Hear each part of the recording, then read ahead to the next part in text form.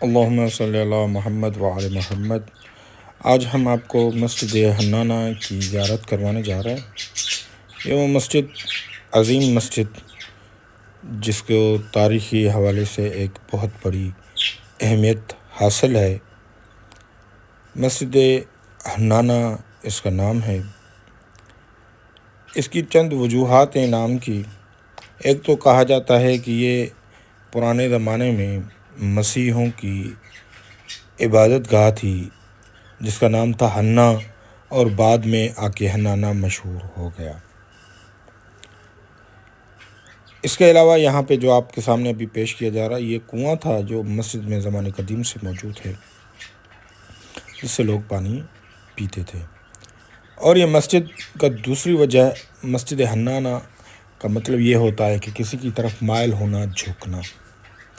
یہ بھی ایک عظیم واقعہ ہے کہ جب حضرت علی ابن ابی طالب علیہ السلام کی شہادت ہوئی، اور اسلام کی عظیم شہادت تھی، جب مولا کی شہادت کے بعد مولا کے جنازے کو جناب حسنین علیہ السلام کوفے سے نجف اشرف کی طرف وادی السلام، جہاں مولا کی قبر مطہر اور روضہ موجود ہے، وہاں دفنانے کے لیے آ رہے تھے، تو جب اس مقام پر جنازہ پہنچا تو مسجد کے مینار امام کے احترام میں جھک گئے تھے، گر گئے تھے، اس لیے اس کو مسجد حنانہ کہا جاتا ہے۔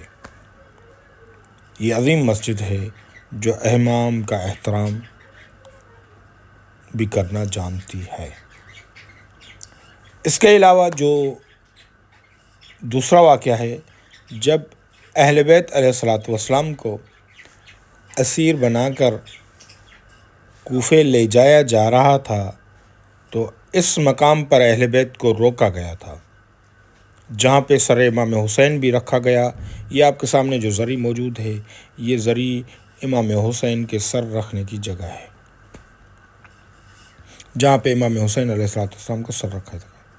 یہ دنیا کی عظیم و پاکیزہ چیز اور جگہ ہے جہاں پہ سر امام حسین علیہ السلام کو رکھا جائے، جہاں پہ دعائیں قبول ہوتی ہیں، کیونکہ وہ مقام سے پاکیزہ کیا مقام ہو سکتا ہے جہاں امام کے سر کو رکھا گیا ہو۔ اور جب سروں کو رکھا گیا تو کہا جاتا ہے کہ اس مقام پر، اس مسجد میں روکنے کی وجہ یہ تھی، یہاں اس مقام پہ، کہ اہل بیت کی اہانت کی جائے اور کوفے کو سجایا جائے، پھر کوفے میں داخل ہو جائے۔ تو اس اہانت کی وجہ سے لوگ کو اہل بیت کے مذاق اڑا رہے تھے، ملعون اہل بیت کی اہانت کر رہے تھے۔ اس اہانت کو دیکھتے ہوئے مسجد کی در و دیوار سے رونے کی آوازیں بلند ہوئی، جس کی وجہ سے بھی اس کو حنانہ کہا جا سکتا ہے۔ یہ دونوں واقعات مشہور و معروف آپ سنتے بھی آ رہے ہیں، یہ مشہور و معروف اس مسجد کے حنانہ کے لیے موجود ہیں۔ جب مومنین آتے ہیں یہاں پہ تو 2 رکعت نماز پڑھتے ہیں۔